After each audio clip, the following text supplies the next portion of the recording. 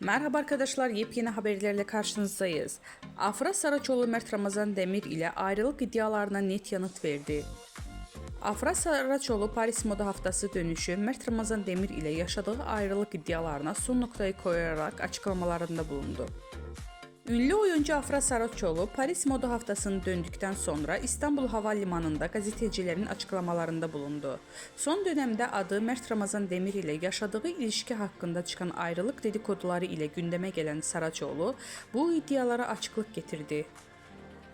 Saraçoğlu yeni projede olan Abi dizisinde başrollerini paylaşacağı Kenan İmirzalıoğlu ile arasındaki yaş farkı hakkında sorulara da yanıt verdi. Genç oyuncu yaş farkının ilişkiye engel olmayacağını vurguladı. Demek sevildi ki bu kadar konuşuldu. Yaş farkının bir problem olacağını düşünmüyorum dedi.